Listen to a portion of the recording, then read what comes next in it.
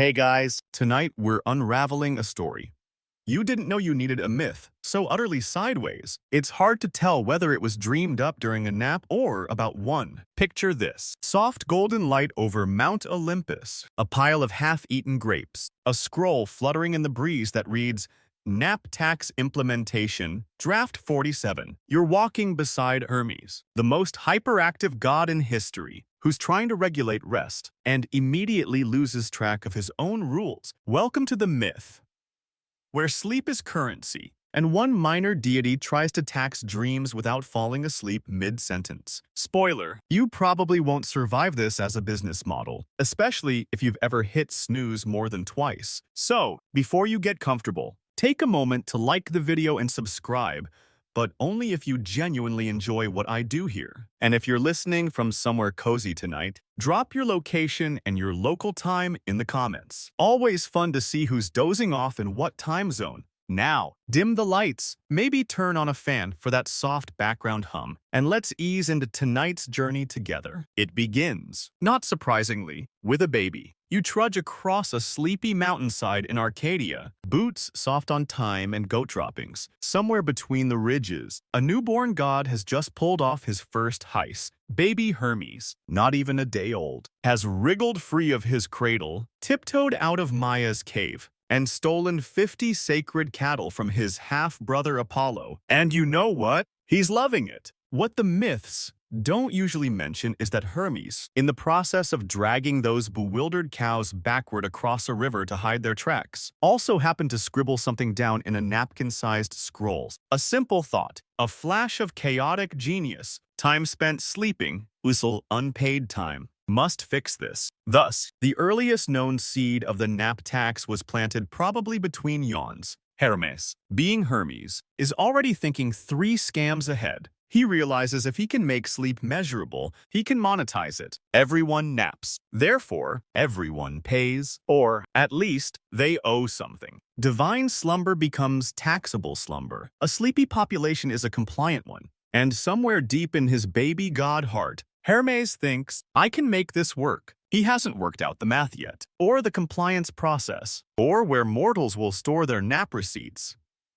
Spoiler, under the mattress was too obvious, but still, he creates what he believes is a fair system. 1 nap under 1 olive tree, apple 2 tokens. Midday doze in temple shadows, it 3 tokens. Accidental snoring during council, it's a 5 token fine. Oversleeping Dionysus wine feast, automatic audit. He calls it the voluntary sleep ledger. No one volunteers. But still, it's a start. Historians still argue whether Hermes invented this nap tax out of boredom, guilt, or genuine fiscal intent. A few fringe tablets suggest he wanted to make time count, but others claim it was just another trick to distract Apollo from the cows. One Pythagorean scribe even tried to tie it to lunar cycles and the price of figs, but was later found asleep under his desk. Back in the present moment, you're still walking beside him, now a teenager in divine years. Hermes is zigzagging down Mount Selene with a scroll half unraveled behind him like a sleepy banner. He's muttering things like standardized rest intervals and slumber thresholds, which sound awfully close to early HR policies. You can't help but wonder if this god who once invented the lyre from a tortoise shell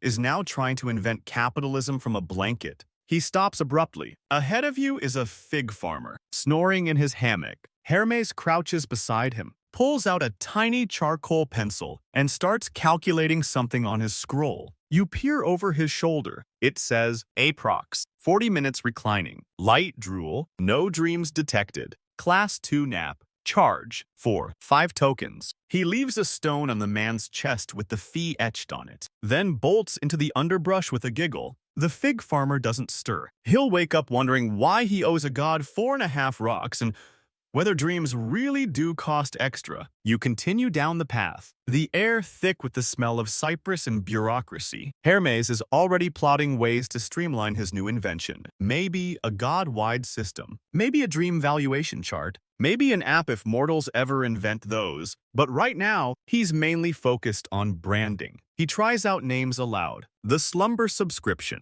the RAM Registry, Dogecoin. Nothing sticks, except for nap tax. That one has a certain ring to it. As stars begin to pepper the sky, Hermes rolls up his scroll and tucks it under his arm like a sandwich. Somewhere in Olympus, the other gods are preparing for the night. But Hermes, he's just getting started. He turns to you, eyes glinting. You ever think sleep should be optional? He asks, or at least billable. And with that, he sprints into the darkness. You sigh. This is going to be a very long dream. You follow the trail of hoofprints backwards.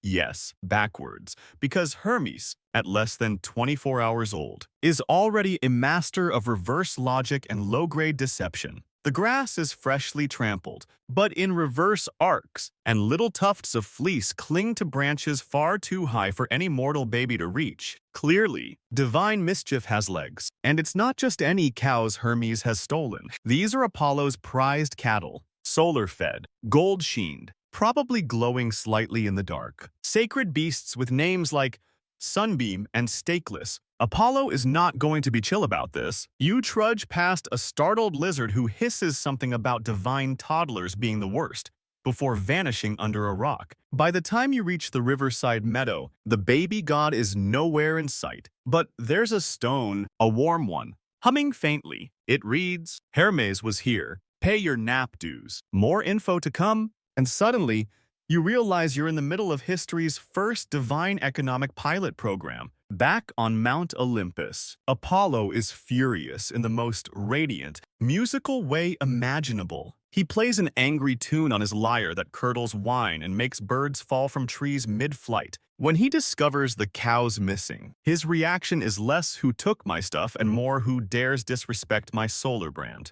He storms into Delphi, the oracle already bracing herself with a pillow over her ears. "I seek the thief," he growls. The oracle, somewhere between mystic trance and REM sleep, blinks and says, "You'll find him beneath shadows, but only when he wants to be found." Then she sniffs the air. "And you brought basil. How nice." The truth is, she's barely awake. Hermes passed through earlier, offered her a dream token, and promised a subscription to a monthly nap forecast scroll. She's now taking bribes and soft things. You suspect she has 5 new pillows hidden under her robes. You leave Apollo in his boiling rage and wander toward the cave of Maya, Hermes' mother. She's still in her bathrobe, sipping pomegranate tea, and pretending not to notice her son is gone. She's one of those chill nymphs who saw it all coming and chose peace over parenting. "Oh, he's always like this," she tells you, born talking, born plotting. "I think he invented a calendar yesterday just to avoid being grounded." When Apollo finally tracks baby Hermes to Maya's cave, it's the loudest confrontation since Prometheus asked for a refund on his liver. Apollo storms in, hair blazing, demanding justice.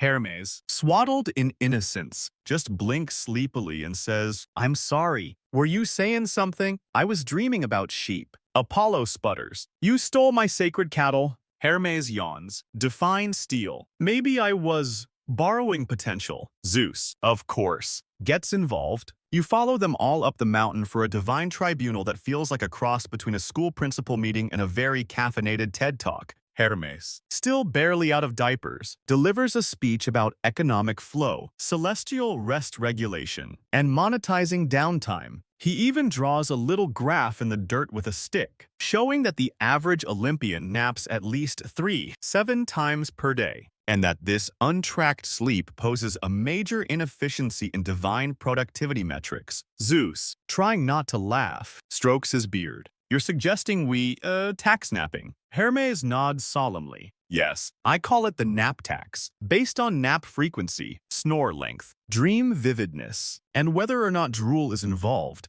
There's a long silence. Then Hestia, goddess of the hearth, raises a hand. "What if the nap is by the hearth?" Hermes considers. "That's a Class A comfort nap. Flat tax. 3 tokens. Athena frowns. "What if we're meditating?" "That's not the same." "Depends." Hermes replies, "If your eyes close and there's soft humming, it's taxable." Dionysus, already leaning against a wine barrel, mumbles, "What if I don't remember my nap?" "Then you owe retroactively." Hermes answers without hesitation, "You see, forgetting is part of the system. Historians still argue whether this tribunal was real or just a metaphorical story told by poets to explain poor divine attention spans. Some fringe scholars suggest the nap tax was actually Hermes' attempt to distract from the theft itself, offering bureaucracy as a smokescreen. Others insist the tax did exist, briefly, but was so badly enforced that even the scrolls forgot about it. Zeus eventually bangs his scepter, declaring that Hermes is officially the god of boundaries, trickery, speed, and now,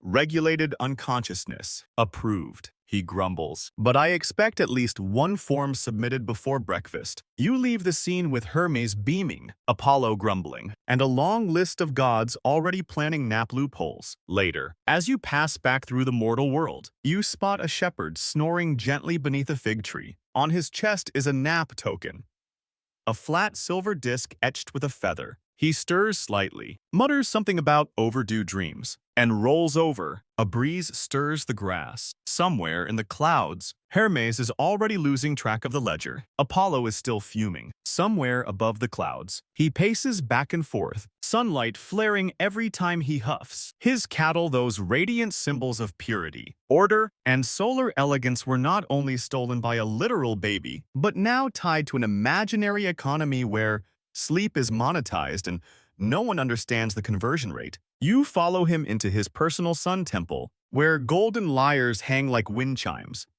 and even the dust glows faintly. He's talking to himself, loudly. I am the god of logic, he declares, to no one in particular, music, prophecy, math, and now, nap economics. You don't blame him. His cows are technically returned.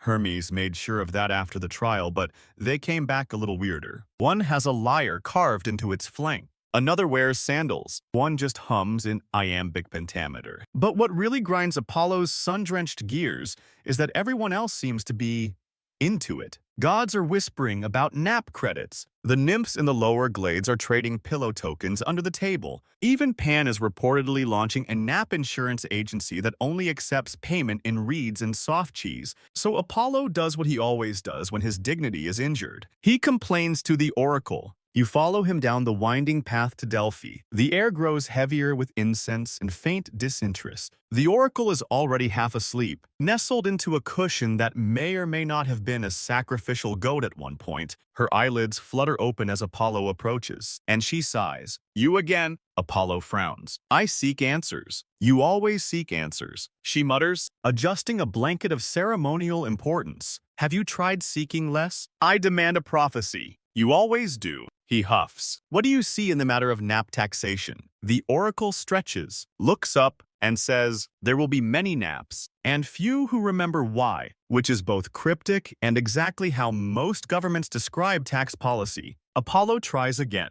Is Hermes serious? Or is this just a distraction? There's a pause. Then, very quietly, she says, he's both. That's the dangerous part. And she rolls over. You wander outside while Apollo frowns into his sandals. A bee lands on your shoulder, seemingly exhausted. It drops a tiny, curled-up leaf onto your hand. On it is scribbled, reminder, dream tokens are non-refundable after third usage. Nap responsibly. H. You glance up, and sure enough, Hermes is lounging on a cloud. He waves at you, upside down, holding a nap ledger in one hand and an olive branch in the other, like some sort of sleepy merchant of peace. Then he vanishes into a shimmer of feathered footprints and paperwork. You journey next to a hillside market where mortals gather. Word has spread. Naps are no longer free. Not entirely free. Anyway, a merchant selling sandals is arguing with a goat herder about how long a legitimate nap must last to be taxed. Nearby, a woman is selling counterfeit dream tokens. Tiny clay discs with smiley faces carved into them. Children are napping in rotation, attempting to max out their tokens before curfew. It's chaos, but soft chaos. This is the moment where the myth starts to leak into history, because there is one oddly specific inscription found in Boeotia, carved onto a public stone bench. That reads, Here slept Menon, 4th of the spring, under contract, paid 2 feathers to avoid fine. May his rest be valid. Historians still argue whether this is actual proof of Hermes' tax being enforced among mortals, or just a sarcastic graffiti left by a very tired poet. But fringe scholars, as always, go further. One theory suggests that a fragment of Hermes' ledger was preserved in the Dead Sea Scrolls, hidden as a satirical insert. Another claims that nap quotas appear in early Athenian theater, masked as dream sequences to dodge fees. And then, of course, there's the passive-aggressive sunshine theory. This one states that Apollo didn't just get mad, he got petty. He started scheduling direct sunlight to hit only the nap zones, waking mortals mid-snooze and disrupting token accumulation. Farmers called it the Great Yawning. Poets called it the end of gentle noon. One scroll even claims Apollo invented coffee out of spite. That's probably not true, but it would explain a lot. You rest for a moment on a hillside, the air warm, cicadas humming softly in 98 time. You can't tell if the hum is divine or just a collective sigh from mortals trying to understand whether their dreams now owe interest. A breeze carries Hermes' voice. You snooze. You owe, you groan. There's something oddly comforting about this absurdity. The idea that gods could be just as tangled in bureaucracy as mortals, that Olympus could drown in ledgers and tokens and soft bribes, that even Apollo shining orderly, inflexible. Apollo could be undone by a nap taken in the wrong time zone. You continue walking, the path ahead marked with tiny feathers pinned to olive branches. Hermes' idea of divine signage. Somewhere in the distance, a chorus of sheep sings in baritone, and you suspect the next chapter in this myth is going to include an audit. The cave is cool, not cool as in hip, but actually cold, like forgotten wine or a cellar. You shouldn't be in past dusk. You've wandered far from Olympus and deeper into mortal territory where things get quieter, darker, and bureaucratically sticky. This is where Hermes hosts the first official nap tax audit. He's chosen a cave mostly because it's soundproof, dim, and conveniently already full of sleeping bats who, by definition, are delinquent on nap declarations. An owl stands at the entrance, holding a tiny chalkboard and a scroll so long it doubles as a welcome mat. She is, unfortunately, the auditor. You step inside just as a mortal farmer is being questioned. So you're saying, the owl squints. You didn't nap on the 4th of Thargelions under that fig tree. The man fidgets. I was just resting my eyes. A scribble. That counts. You find Hermes off to the side, feet on a stalagmite, sipping fig juice and tossing dream tokens into a basket marked unverified visions. He spots you and grins. Glad you could make it, he says. We're revolutionizing rest accountability. You look around. There's a line of mortals, most clutching straw pillows and blank excuses. Some are half asleep already, which may or may not be a trap. Hermes clears his throat and launches into a speech. His voice echoes dramatically off the cave walls. Friends, nappers, accidental snorers. We live in a world where sleep has been taken for granted, but no longer. Today, you account for your unconsciousness. Today, rest gets recorded. There's a confused cough. Someone drops a feather. Rest, he continues, is sacred. But sacred doesn't mean free. We gods nap too. And let me tell you, tracking Zeus's snore cycles is exhausting. He naps with his eyes open sometimes. It's terrifying. He gestures at a large slate pinned to the wall with olive branches. It reads, Snooze Index. Light doze equals 1 token. Midday nap shade class equals 2 tokens. Deep REM with dream recall, Ishan 3 tokens. Oversleeping in sacrificial zone equal 5 token penalty. Divine nap requires permit audit trigger. You nod, impressed and also mildly disturbed. A mortal woman approaches, dragging a sheep behind her. This one napped on my behalf, she says. Hermes tilts his head. Proxy naps. Tempting loophole. The owl scribbles frantically. That's not in the bylaws. Hermes raises an eyebrow. It is now. Historians still argue whether this first audit actually happened in a cave or was a metaphor for Hermes trying to explain divine taxation to an already overworked civilization. Some claim it was a dramatized version of early temple tithes, rebranded as sleep sacrifices. Fringe theorists insist it's the origin of the siesta law in certain Aegean villages, though no one has been able to enforce nap quotas without getting sued for dream invasion. You spot a child in the back, pretending to be asleep. Hermes approaches him and gently pokes his forehead with a quill. "Nice try," he murmurs. "Dreamless rest is still taxable." The child mumbles, "What if I dream about paying?" Hermes actually pauses. He scribbles something in his ledger. You suspect a new clause is being born. Perceived compliance through hypnosimulation. You walk further into the cave, where things take a darker, more humid turn. This is the zone marked undeclared slumber. Here, lying peacefully, are figures who haven't registered a nap in decades. Old prophets, discarded satyrs, a few shady demigods with chronic sleep denial. Hermes tiptoes through them like a museum curator. "These," he whispers, "are the real dangers to sleep economy. Freeloaders." You glance at a man tangled in ivy, snoring in a toga that hasn't been in style since Atlantis sank. "Who's that?" Hermes sighs. "That's Deimos. Used to be the god of public opinion. He overslept during the Bronze Age and never caught up." You reach the back wall of the cave, where a smooth rock bears the carved outline of a bed. A faint inscription reads, "Here lies the first nap unpaid. May all who rest recall the debt of time." You turn to Hermes. "Did you write that?" He shrugs. "Not sure. Might have been a dream." Above you, stalactites drip slowly. Each plink echoes like a ticking clock. You realize that in Hermes' mind, time is currency, and sleep is how mortals spend it. The nap tax isn't about punishment.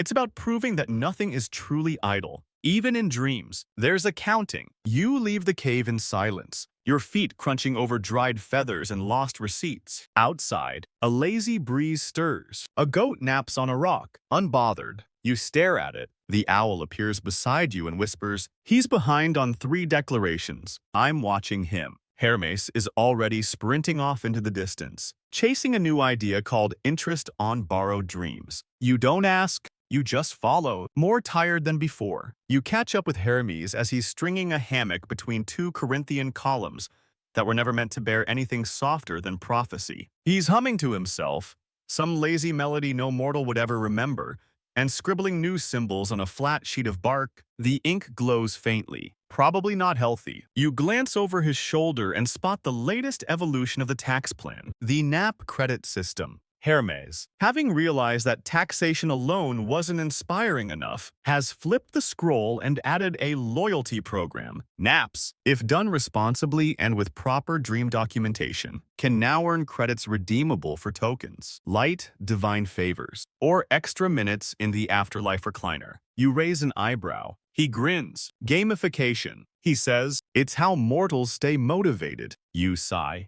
The scroll is absurd. There's a chart labeled Riem to Reward Ratio and another titled Cushion Quality Multiplier. There's even a special clause. If a nap occurs within 8 cubits of sacred olives, triple bonus applies. You're not sure what a cubit is, but it sounds expensive. And so begins the Great Bed Census. Hermes, with a borrowed Pegasus and a questionable survey crew consisting of 1 goat, a dream scribe, and a satyr named Linus, begins visiting every city-state, asking the same 4 questions. How often do you nap? What's your preferred nap location? Have you ever dreamed of gods watching you? Do you possess a bed, cot, rock pillow, or other? The results are horrifying. Half the population claims to nap only when the sky permits. The other half insists that blinking slowly doesn't count. One elderly woman in Thessaly confesses to faking naps just for the token refunds, and at least 3 households offer Hermes roasted figs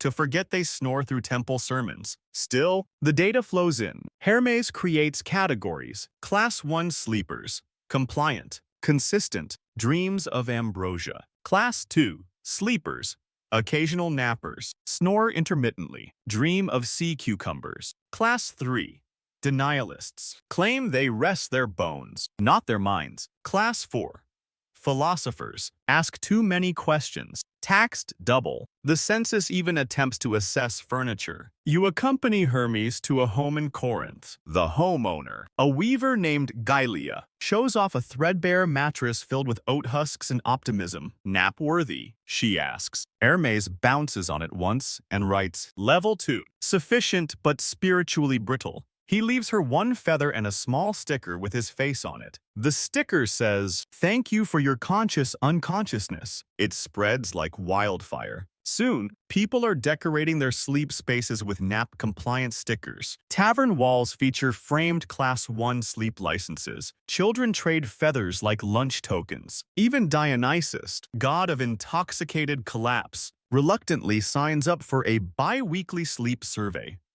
Though he insists wine naps should earn interest, historians still argue whether this nap census ever reached full completion. Mainstream scholars say it fizzled out due to divine attention drift. Fringe theorists claim the data was absorbed into Orphic cult rituals, coded into lullabies sung at harvest festivals. One bizarre papyrus discovered in a tomb near Thebes suggests a merchant was buried with his bed registration token, clutching it like a passport. And yet, things begin to spiral. See, as with all great bureaucracies, the system turns on itself. Reports start emerging of fake beds. Yes, people begin crafting counterfeit resting zones, fancy-looking piles of straw, elaborate reclining altars with no actual comfort, all in the hope of qualifying for nap bonuses without the commitment. Hermes is livid. You find him storming through the Agora with a measuring rod, muttering, That's not a mattress, it's a metaphor. He begins issuing spot checks. A woman sunbathing in Delos gets cited for conscious inactivity without appropriate snoring. A goat is fined for being too comfortable on a boulder. One poor sculptor is accused of carving himself a sleep loophole. Though, honestly, the marble daybed was impressive.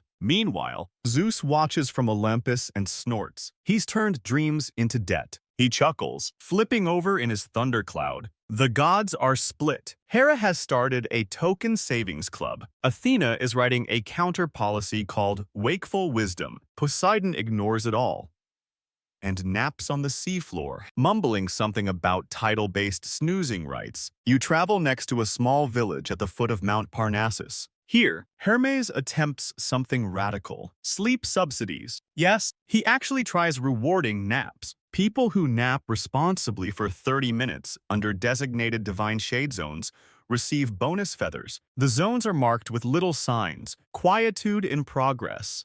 Dream responsibly. At first, it works. The village becomes quieter. Farmers rest between plowing. Children nap instead of mischief. Even the donkeys look smug. But then the hoarding begins. People start faking nap zones, selling counterfeit shade permits. One guy rents his beard as a travel sleep aid. The economy bends under the pressure of soft fraud. Hermes watches this unfold, slumps into a haystack, and mumbles, I should have stuck to stealing cows. You sit beside him. The breeze is warm. A butterfly lands on his ledger, then flies off, taking the corner of a nap declaration form with it. He sighs. You ever dream so hard you forget what was real? You nod. Or maybe you don't. You're not sure anymore. Everything smells like feathers and law. It's late afternoon on Olympus, and things are weirdly quiet. You wander through the columns of cloud marble, expecting the usual divine chaos, screaming wind nymphs, arguing demigods, someone trying to launch a war over fruit. But instead, you find Dionysus snoring inside a wine barrel. Hera is flipping through a nap ledger with a suspiciously blank expression. And Zeus. Zeus is napping, open-mouthed, half-draped in a thunderbolt,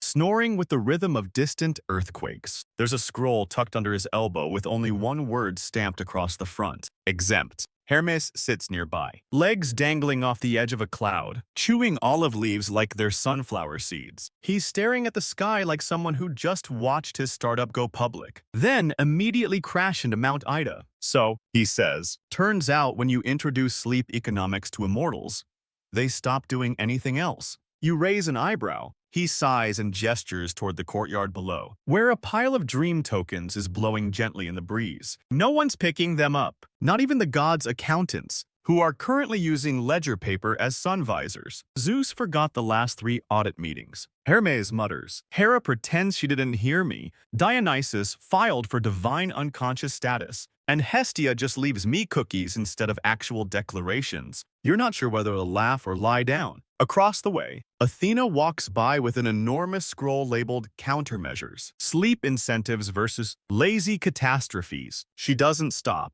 She just gives Hermes the sort of look reserved for people who invent problems so clever they become impossible to solve. Historians still argue whether this period on Olympus marked a real divine slowdown or was simply poetic allegory like a cosmic recess. Some suggest productivity on Olympus hit a historic low during what's now jokingly called the dream bubble collapse. Fringe philosophers go even further. One Athenian mystic claimed that during this period, time itself slowed down due to the surplus of untaxed REM cycles. But whatever the cause, the result was chaos by omission. No thunderbolts were hurled. No new prophecies were issued. No mortals were blessed, cursed, or mildly inconvenienced. Even Aphrodite postponed 5 affairs and a chariot parade. You pass Dionysus, who stirs briefly. Do dreams count if you forget them while you're having them? He mumbles. Hermes appears beside you with a feather behind his ear and a scroll under one arm. I've created something to fix this, he says, a divine nap limit. You blink.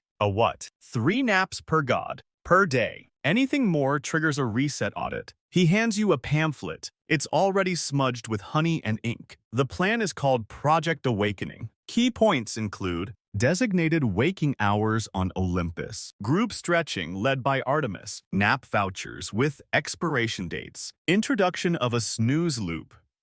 Cap.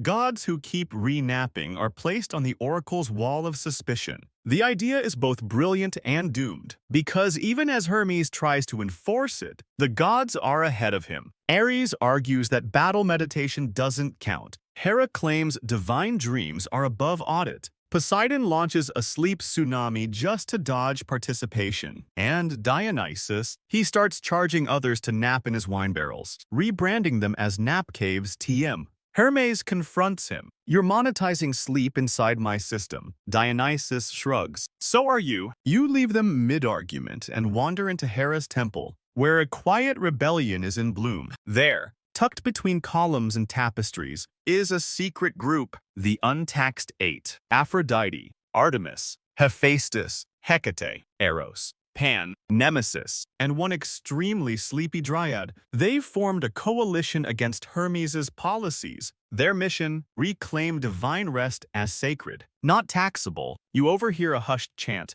Dreams are gifts, not goods. Sleep is holy, not a ledger entry. And if Hermes taxes snoring again, we riot. It's oddly moving. Artemis is crafting arrows tipped with feathers. Hecate mutters counter-charms. Hephaestus is building a nap disruptor that releases tiny bells after 17 minutes of silence. Eros just naps through the meetings. Classic. Back outside. Hermes is pacing again, scroll open, muttering formulas no one understands. He's trying to save a system that, at its core, was always too dreamy to regulate. I thought it would help, he murmurs. I thought, if sleep was counted, it would be valued. You sit beside him on the edge of the cloud, legs dangling. Far below, the mortal world glimmers in sunset light. People are still napping in fields, under fig trees, inside temples. Tokens or no tokens, the world still sleeps. Hermes watches silently. I even forgot my own nap tokens,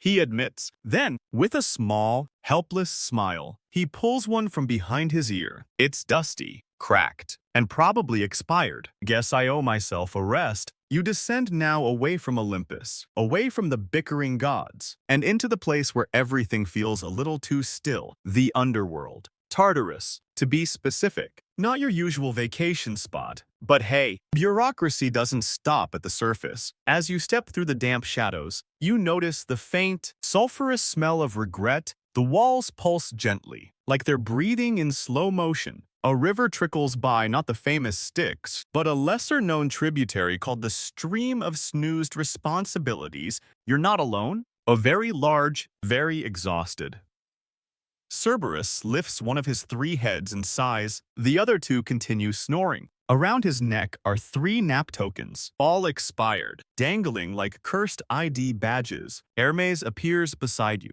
adjusting his tunic and holding a clipboard. "Welcome to Tartarus," he says, "home of eternal punishment and, as of last month, sleep delinquency enforcement." You blink. You're taxing the dead. Hermes raises a brow. "Only the restless ones." And sure enough, you see them shadows of former heroes, tyrants, and minor philosophers pacing endlessly, muttering about overdue dreams. Each one wears a little feather pinned to their chest. They look like sleep-deprived librarians who got lost somewhere between meaning and metaphysics. You spot Tantalus, still reaching for water he can't drink, missed his REM window by centuries. Hermes notes, now he's accruing interest. Over by the boulder zone, Sisyphus groans as he pushes his rock for the 8th time today. But instead of resting afterward, he's handed a scroll by a skeletal assistant labeled Audit Intern. It reads, "Rest period denied. Insufficient tokens. Please submit appeal via dream form within 30 moon cycles." Sisyphus screams into the abyss. The abyss gently snores back. Historians still argue whether Hermes ever held actual jurisdiction in the underworld. Some mainstream scholars say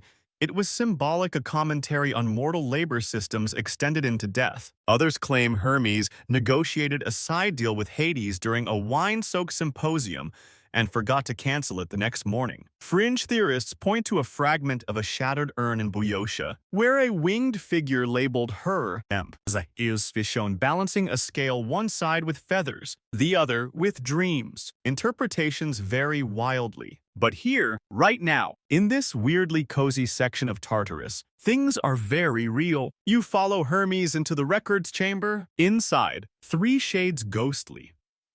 Scribes with translucent beards are frantically trying to log centuries of sleep debt. Scrolls spill off shelves. A ghostly wind carries muttered confessions. "I only closed my eyes. It was a short doze. The wine was too warm."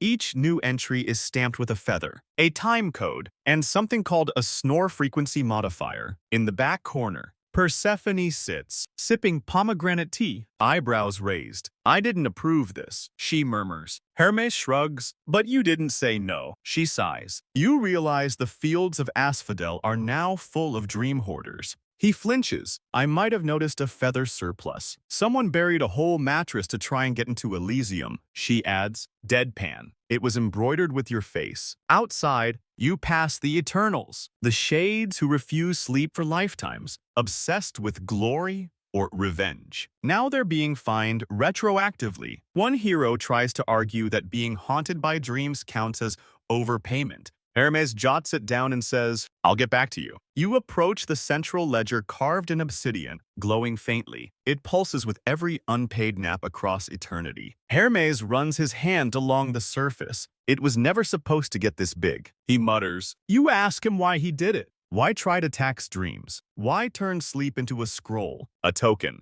a measurement? He doesn't answer right away, but eventually, softly, he says, "Because dreams matter, and mortals treat them like leftovers." You sit in silence. Behind you, a snore echoes through the chamber. Cerberus, all 3 heads now asleep, lets out a sigh so deep it rattles stalactites. "I wanted people to remember rest isn't useless." Hermes says, "It's where ideas start, where the gods whisper, where memory floats." He opens his ledger and quietly tears out a page. The flames on the torches dim. One of the ghost scribes finally lays down his quill. For a moment, just a moment, the whole underworld pauses. And you wonder, if dreams could be taxed, could they also be forgiven? You surface from the underworld into the midday haze of Corinth, a city currently in full-scale nap-related panic. Chickens dart between market stalls. Linen vendors are shouting about dream-certified betting. And a man with 3 goats is frantically waving what appears to be a counterfeit nap voucher. Hermes walks beside you, completely unfazed.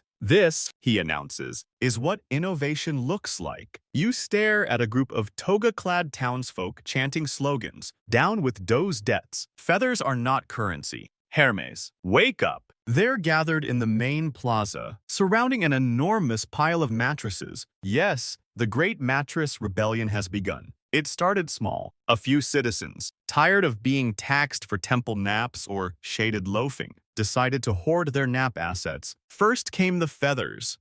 Black market pillow trades skyrocketed. Then the beds. Within a week, Corinth had more mattresses than citizens. People started sleeping in shifts, trying to outrun the ledger. Tell me this isn't beautiful, Hermes whispers, misty-eyed. A philosopher nearby is waving a scroll and yelling, dreams are sovereign. While lying on 2 stacked hay beds, a merchant offers you a nap discount if you can snore on demand. Someone else is selling anti-nap potions brewed from espresso beans and mild fear. You turn to Hermes. You've created a sleep-based economy. He nods proudly. Technically, a dual economy, sleep-rich and sleep-poor. Historians still argue whether this rebellion truly unfolded or if it was poetic exaggeration. Most mainstream texts describe Corinth as a place of wine, poetry, and minor seditions, not necessarily sleep riots. But a recently unearthed mosaic does show a crowd holding feathers in protest, surrounding a very annoyed-looking god with winged sandals. Fringe scholars love this bit. One theory claims the rebellion led to the invention of soft currency literally. Coins made of quilted fabric were briefly used, though they didn't last through the first rainfall. Back in the plaza, things escalate.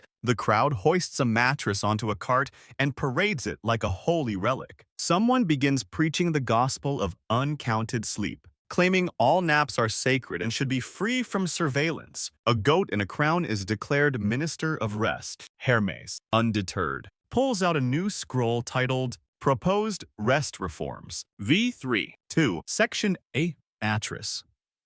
Limitations. Section B. Dream licensing. Section C. Mandatory stretching.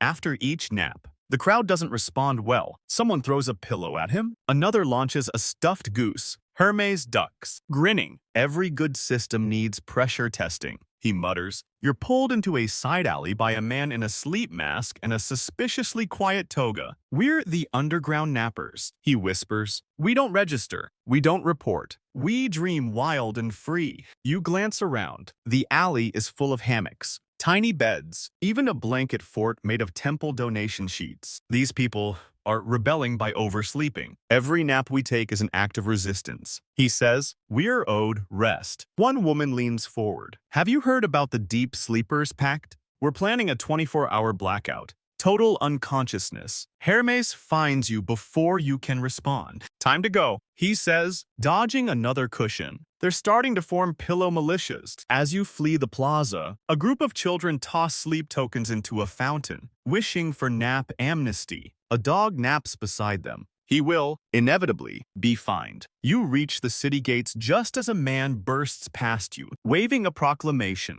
Effective immediately. Nap zones restricted to pre-approved dream alcoves. Unauthorized sleep subject to fine or philosophical debate. People groan. You turn to Hermes. How are you still keeping track of all this? He pats a leather-bound book hanging from his hip. The Ledger of Sleep. He says, magical, self-updating, slightly passive-aggressive. You glance at it. On the cover, don't forget to forget. As night falls over Corinth, the city glows not with torches, but with soft lamps lit in nap-safe zones. Despite the chaos, you spot moments of calm, an old couple snoozing under grapevines, a child curled up on a scroll. People still sleep. They always will. And as you walk away from the rebellion, feathers drifting on the breeze like strange snow, Hermes whispers something almost too soft to hear. They fought for sleep because they remembered what it was like to be tired. You arrive at Delphi again, hoping for quiet. Instead, you find feathers in the fountains and a sign at the oracle's temple that reads, bribery in pillows no longer accepted. Try fruit or prophecy. Inside, the great hall smells faintly of lavender and heated linen. It's been turned into a full-service nap consultation center. Yes, the oracle, exhausted from years of divine visions, has found a way to monetize clarity and unconsciousness at the same time. You pass a row of mortals filling out dream logs. Some are drawing pictures. Others are writing intense, poetic nonsense like a turtle told me I was unripe. A bored-looking satyr stamps each submission with either vivid, middling, or NA. At the front, the oracle herself lounges on a pile of goose feather pillows. Her eyes are half-lidded. Her voice a silky rasp. You want a real prophecy? She purrs. Bring me the softest pillow in the Aegean. Goose, not duck. And none of that hey nonsense. You glance at Hermes, who's perched on a low marble bench, taking furious notes. They're turning divination into luxury sleep tourism. He mutters, I was trying to create fairness, not nap aristocracy. Maybe dreams are always for sale. You suggest. Hermes sighs. And now they're branded. He gestures toward a pop-up stall just outside the temple gates. Oracle Dreams. Premium sleep experiences, now accepting feather pay. Yes, that's real. A man in a gold-trimmed toga tries to sell you a scented sleep mask that guarantees prophetic accuracy within 3 doses. Next to him... A woman with a harp is marketing lullabies in 4 dialects, each promising improved REM outcomes. One claims to be Apollo-approved, though the fine print says in spirit only. Historians still argue whether Delphi's collapse into nap commerce was a natural result of Hermes's ledger or a myth invented later to explain a dip in oracle attendance. Some say the real oracle retired after the feather bribery scandal. Others insist she just napped for a century and returned as a whisper in the wind. Fringe accounts describe Delphi's golden age as the softest era in prophecy. One traveling poet even claimed she dreamed the future, and it smelled like rosemary. You watch as a nervous traveler steps forward, hands trembling, scroll in hand.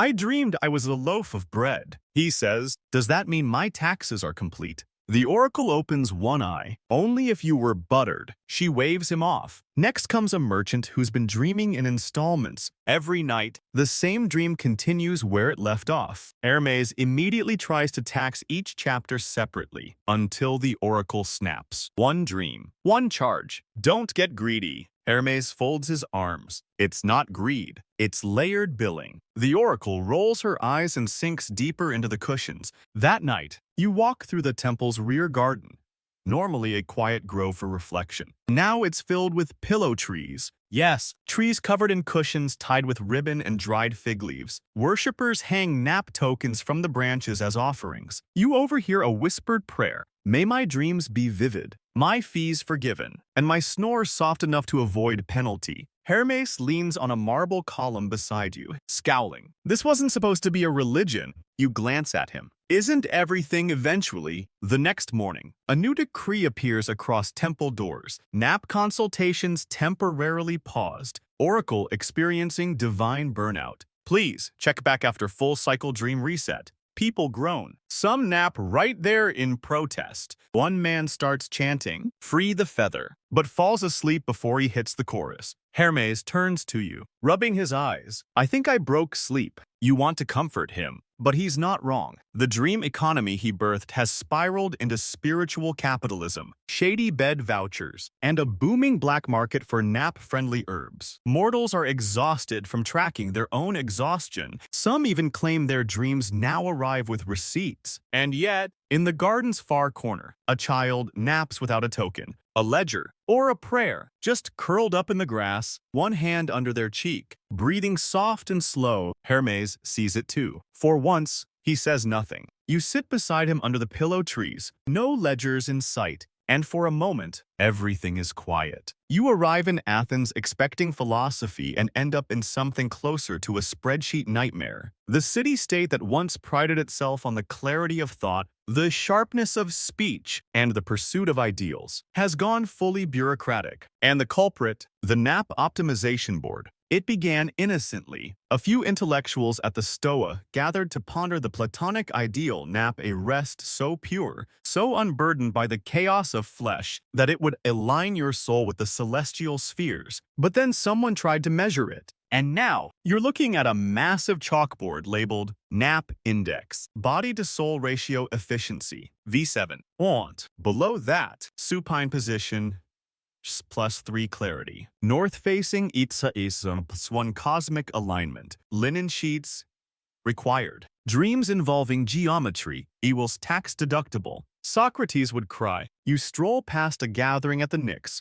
where a man in a toga is holding up a chart and yelling, naps must be virtuous, rest without introspection is mere indulgence. The crowd applauds, but half of them are already asleep on stone benches. Hermes watches, bemused. I gave them freedom of rest. he says. They turned it into a syllabus. Historians still argue whether Athens ever truly implemented nap optimization, or if later writers just layered the myth over pre-existing Stoic sleep schedules. One record mentions a philosopher who refused to nap more than 27 minutes at a time, claiming the soul could fall in love with the void. Fringe theorists argue that this movement predated the first gym memberships. Hermes drags you to a newly established civic office, the Department of Sleep Measurement. Inside, citizens file in with dream journals, posture reports, and pillow density affidavits. A philosopher at the front desk asks each one, "Did you nap with intention?" A young woman nods. "I dreamed of justice." Approved.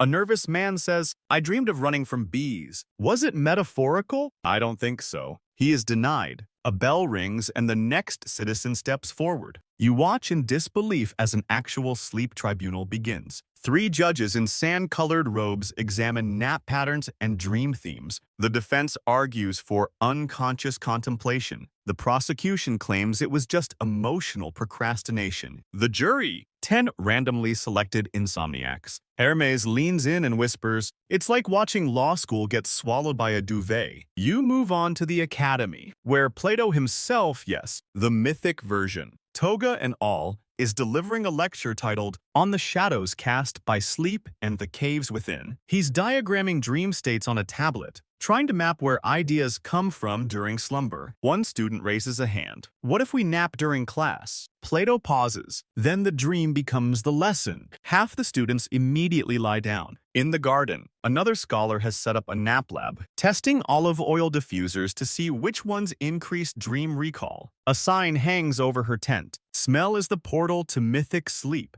You pass a man in a barrel Diogenes, naturally, who is snoring loudly while holding a sign that reads, "I nap because you think too much." You're starting to lose track of reality. Hermes certainly has. He sits beneath a fig tree, rubbing his temples. "I wanted to track naps," he says. "I didn't mean to spark a sleepocracy." You hand him a grape. He doesn't notice. "I thought, if mortals could understand the value of rest, they'd use it better, smarter, maybe even kinder." But now they're charging for nap consultations and filing dream appeals in triplicate. You watch as 2 students argue over whether dreamless sleep is morally inferior. One slaps the other with a rolled-up philosophy scroll. A crow lands nearby and coughs up a feather. You're not even surprised. As dusk falls, the Athenian skyline softens. Despite the paperwork, the courtrooms, the debates, people are still napping. In doorways, in gardens, on rooftops. Even philosophers need to rest eventually. You and Hermes wander through the quiet back alleys, away from the ledgers and theories. A harp plays faintly in the distance. Someone is humming a lullaby in ancient Ionian. Finally, Hermes turns to you and says, "Maybe naps can't be measured." You nod.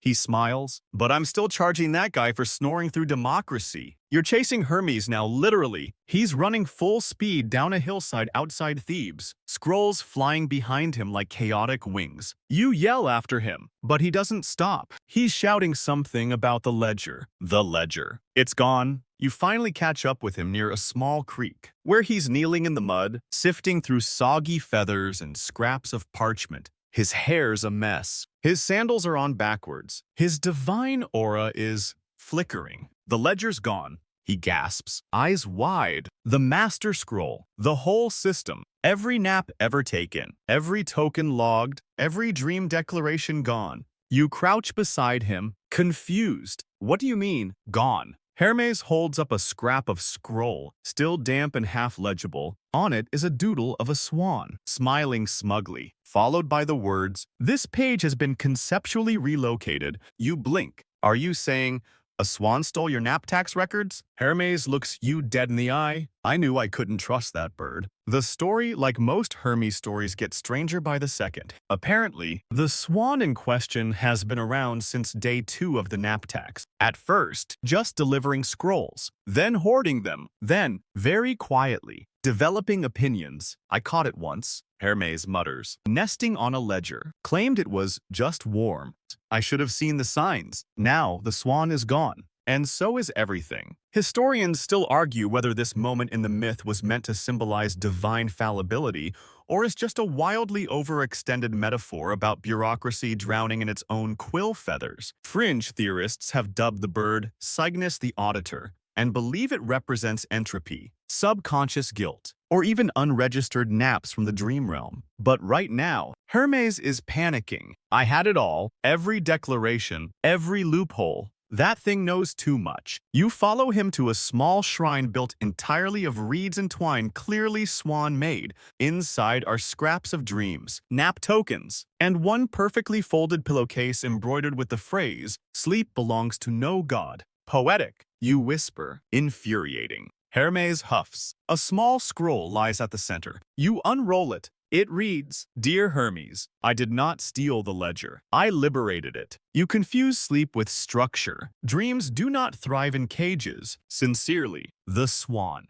Hermes is speechless. You sit in silence for a moment, surrounded by the quiet hum of a nearby fig orchard and the faint sound of a goat snoring in the distance. Eventually, he sighs. "I wanted to help people take rest seriously," he says, "but maybe I took it too seriously myself." You try to console him. After all, the system, however convoluted, was born from a noble impulse to make something invisible feel seen, to honor something no one thought to track. Even if it ended in feathered rebellion, he dusts himself off and tries to laugh. Maybe it's for the best. Mortals deserve to sleep without checking a balance sheet. A breeze rustles the reeds. For a second, you think you hear the swan again, just a gentle honk. Smug and eternal, you head back toward town, but not before Hermes leaves something at the shrine. His last remaining nap token, folded into the shape of a feather, a quiet offering to chaos. As you walk, you ask him, "So what happens now? No more nap tax?" Hermes smiles faintly. "Let's just say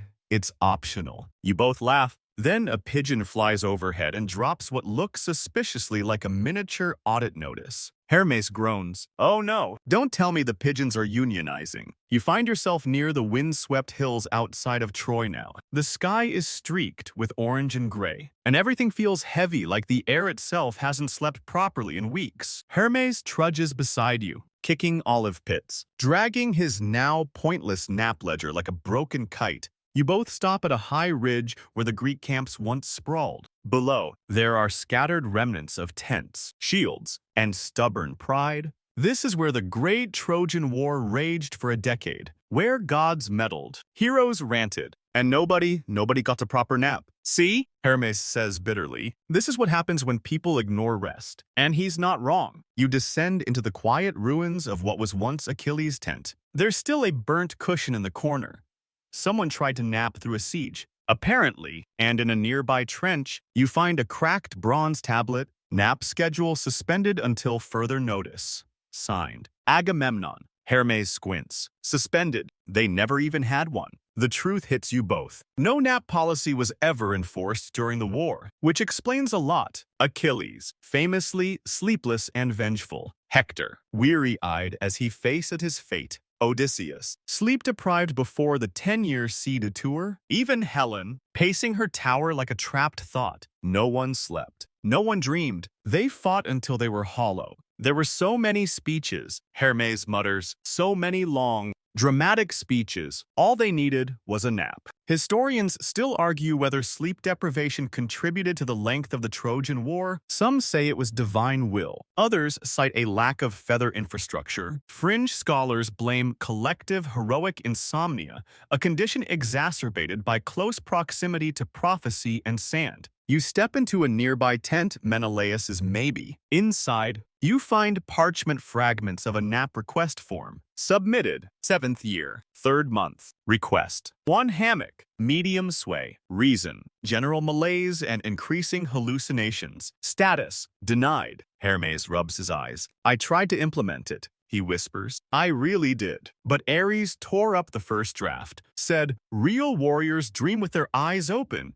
You wander through the battlefield. Quiet now. The bones are gone, but the fatigue still lingers like perfume. You imagine the shouting, the marching, the stubborn, sleepless nights where glory replaced rest, and dreams were just memories of things that didn't happen. Near the old walls of Troy, you find a single carved feather wedged into the stone. Hermes stares at it for a long time. "It's mine," he says. "One of the first tokens. I offered it to Hector once. He gave it to Cassandra. She said it wouldn't matter. And maybe it didn't." You sit on a chunk of fallen marble as Hermes lies back and closes his eyes. For a few moments, he just breathes. "Sleep is more than silence," he says softly. "It's where the soul rehearses its reasons. It's where grief stretches out and rests beside hope." You don't say anything. There's nothing to say. Far off, in the distance, a wind picks up, lifting sand and feathers in lazy spirals. You swear you hear murmured apologies in it.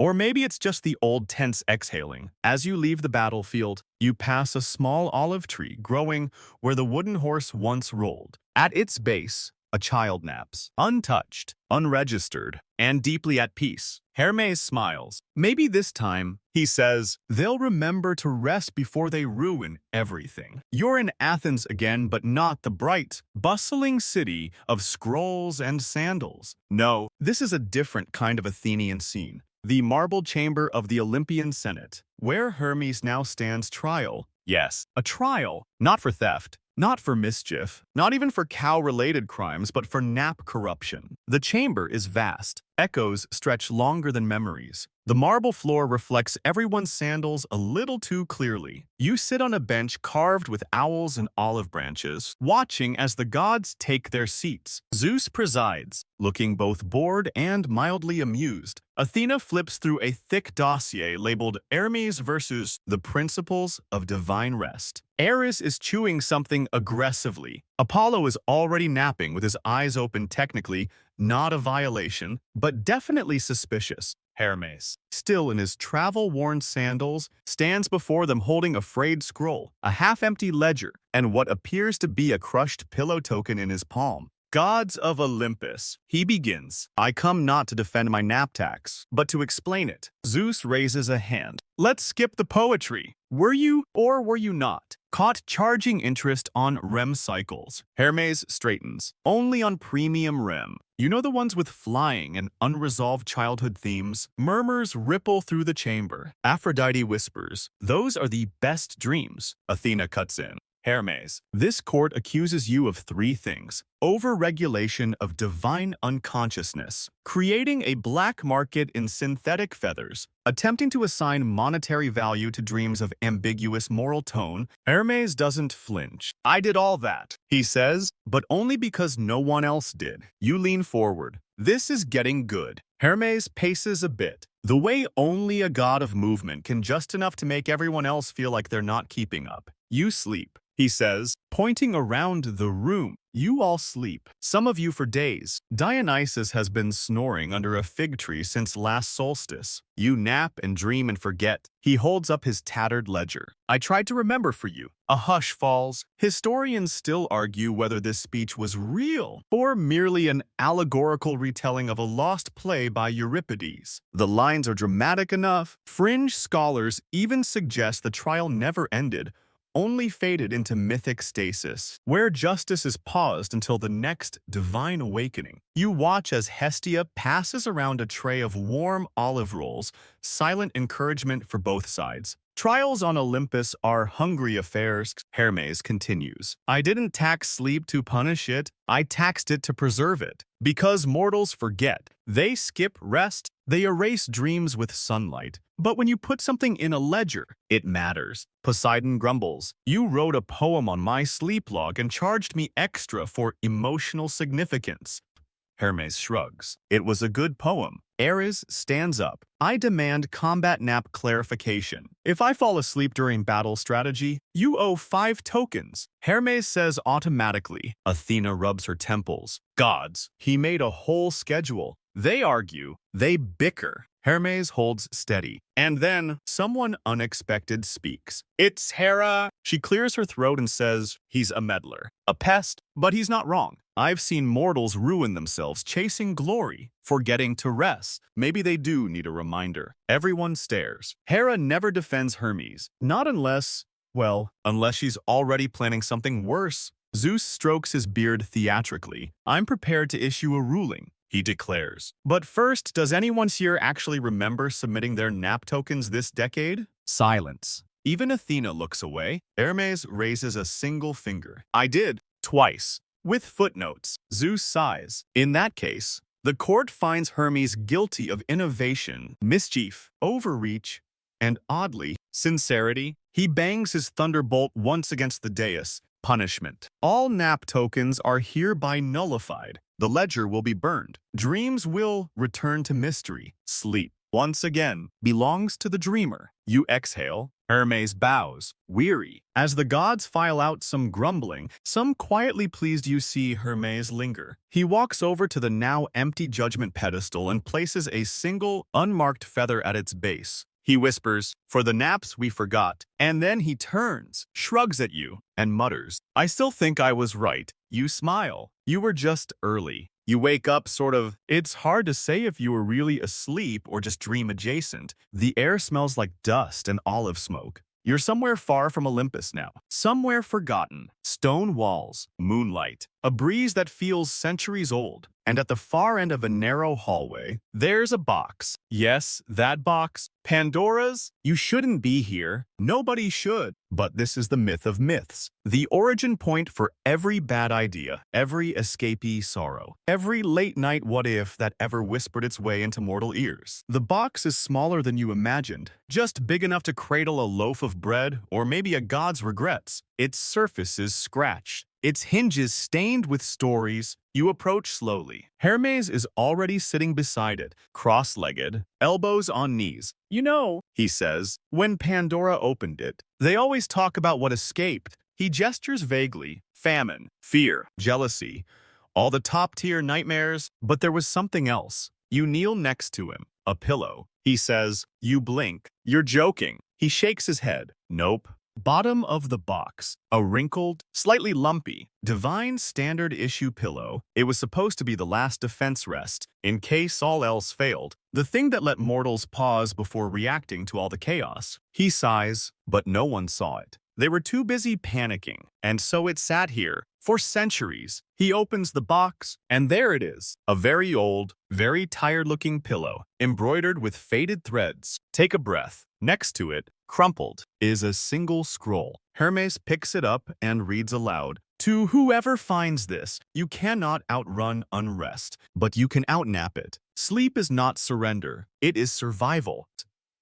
Hypnos, god of sleep. Hermes looks up at you, eyes softly. This was the core of it. Not the taxes, not the tokens, just the idea that when the world broke open, the first thing you should do is rest. You sit beside him, both of you staring into the empty space inside that mythic box. Historians still argue about the original contents of Pandora's jar, or box, depending on the translation. Some believe hope was the last thing sealed inside. Others claim it was not hope at all, but denial. Or perhaps this? Fringe theorists even argue the pillow was real and that it appears in dreams of mystics, tucked under the heads of prophets who nap too close to divine portals. You watch as Hermes carefully folds the pillow, tucks it under one arm, and whispers, not forgotten, just misplaced. As you leave the chamber, the torchlight behind you fades, the hallway vanishes, the dust settles back into memory. Outside, the stars look sleepy. Hermes walks beside you in silence for a while. Then he stops. I've been thinking, he says, about the whole ledger thing. You raise an eyebrow. We're not restarting it, are we? No. But maybe we do need a record. Not for enforcement, just for remembrance. He pulls a tiny notebook from his pocket, opens to the first page, writes, July 4th, Corinth. Child sleeping under fig tree. No tokens. Perfect stillness. Let it be enough. You smile. A dream diary. He nods. Uncounted naps. Unauthorized peace. Pillow moments. You walk on. Somewhere in the distance, the wind carries the sound of lullabies crooked, out of tune. Perfect. Villages breathing slowly, old warriors snoring by the hearth, children whispering dreams into moonlit windows. And as the stars turn overhead, you realize not every myth ends in fire, some end in feathers. Hermes disappears before dawn, not with a grand proclamation, not in a swirl of feathers and thunder, but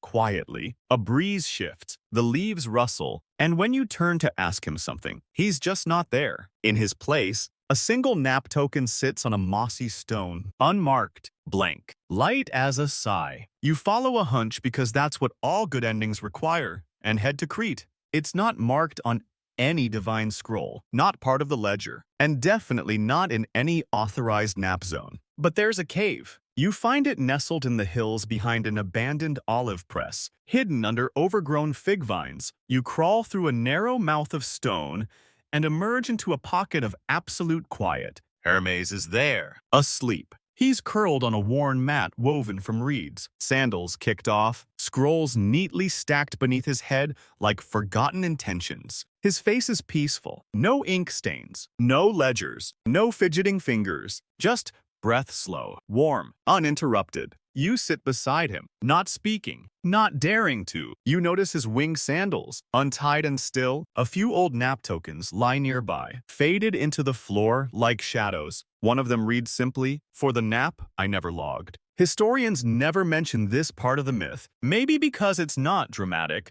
maybe because it's not tragic, or maybe because it wasn't meant to be remembered, just rested. Fringe scholars refer to a missing year of Hermes, when he reportedly withdrew from all divine affairs. One obscure account suggests the god simply took time off, a sabbatical of silence, a Sabbath of sleep. You don't wake him. You just sit and listen to the sound of a god who finally stopped tracking. Outside, the world turns slowly. The olive trees stretch toward the sun. Somewhere, a town square wakes up, and someone forgets what they were supposed to worry about. You leave the cave as gently as you came, taking nothing. You don't need to, because for once, there's no scroll to fill, no audit to file, no nap to justify, just rest. So now, as your breath slows and your eyelids drift like old curtains in a breeze, you can let the story fade. Let Hermes sleep. Let the tokens blow away across forgotten fields. There are no records here, no ledgers, no tax, just the hush of myths gone soft. Let your mind slip into a fig-sweet fog, where pillows bloom under olive trees and every nap is sacred, uncounted, unjudged. The dreams will come, as they always do on feathered feet, with wrinkled scrolls and gentle mischief. Slipping past the guards of wakefulness, some might make sense, most will not. And that's okay,